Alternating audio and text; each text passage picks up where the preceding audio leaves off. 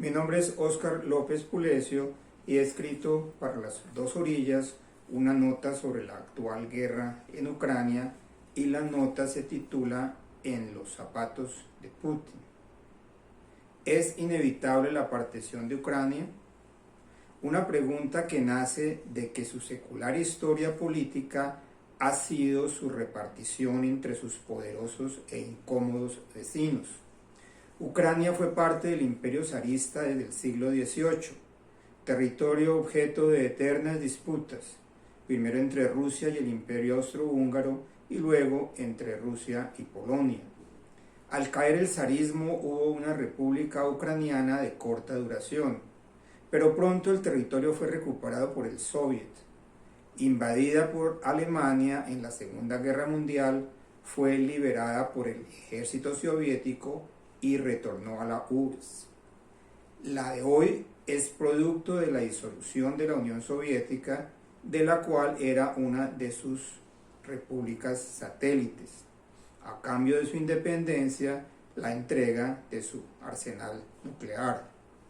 Hay dos Ucranias, una al oriente, la región de Donbass, donde están las minas de carbón y la industria metalúrgica, urbanizada de habla y etnias rusas, ortodoxa, mirando hacia Moscú. La otra al occidente, rural, fértil, proveedora de granos para el mundo, católica, mirando hacia Europa. Ambas pobres, presas de la corrupción.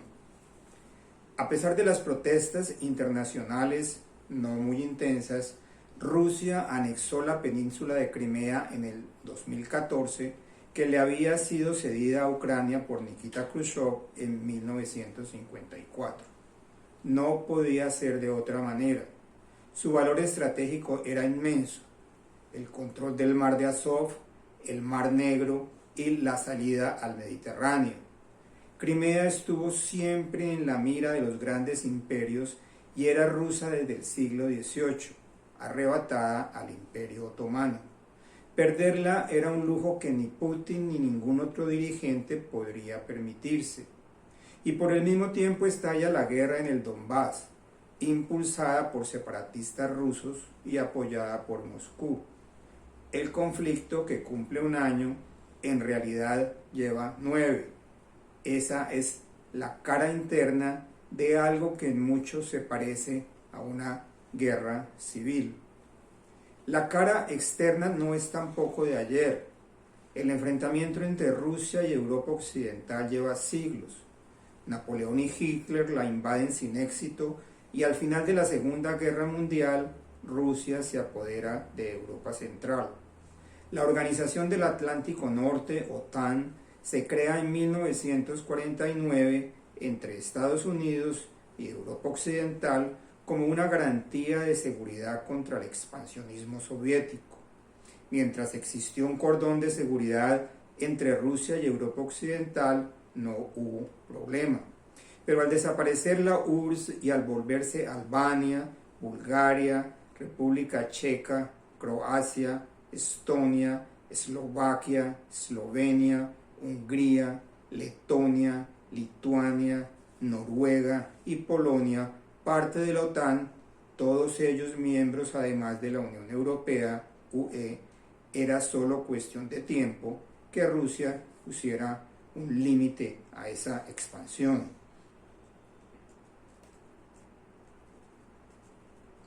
Ucrania, la más rusa de todas, fue la gota que desbordó el vaso. Luego de la destitución en 2014 de Viktor Yanukovych, quien se negó a firmar el acuerdo largamente negociado de unión con la Unión Europea para cambiarlo por una unión aduanera con Rusia, y su sustitución por Volodymyr Zelensky, un antiguo actor proeuropeo, no le quedaba a Putin muchas cartas para jugar en el plano internacional, arrinconado como estaba. Como un desafío supremo, en junio de 2022, en plena guerra, le fue concedido a Ucrania el estatus de candidata a la Unión Europea, cuando en realidad, por su inestabilidad política y económica, sus niveles de corrupción y su baja industrialización está aún lejos de cumplir los exigentes parámetros de ingreso. Europa juega con fuego al aceptar como candidata a Ucrania en la Unión Europea y a Finlandia y Suecia en la OTAN. Una nueva cortina de hierro ha caído sobre Europa. La paz europea depende de que Ucrania quede dentro o fuera de ella. No es Ucrania contra Rusia, es la OTAN contra Rusia, que es para lo que fue creada hace 74 años. Millones de dólares y euros en armamentos de todos los países de la OTAN, especialmente de Estados Unidos, cuyos habitantes poco saben dónde queda Ucrania en el mapa, en una escalada lenta pero creciente de armas cada vez más sofisticadas y de más largo alcance. Una guerrita civil en el Donbass que puede convertirse en una guerra mundial. La solución a esa crisis a través de un tratado de paz que involucre a los reales adversarios de ese conflicto no parecería ser otra que la partición de Ucrania, como ha sucedido otras veces con ella y sus países vecinos. La parte rusa, el Donbass y Crimea, para Rusia y el resto para Ucrania y su voluntad de unirse a Occidente. Volodymyr Zelensky es hoy un héroe a los ojos del mundo occidental por el valor con el que ha resistido la invasión rusa. Putin busca la anexión total del territorio como en los viejos tiempos, pero se transaría por lo que siempre ha buscado. Es hoy un villano, pero hay que ponerse en sus zapatos. ¿Vale una pelea sangrienta, destructora, desigual, por linderos en esa lejana frontera una guerra mundial?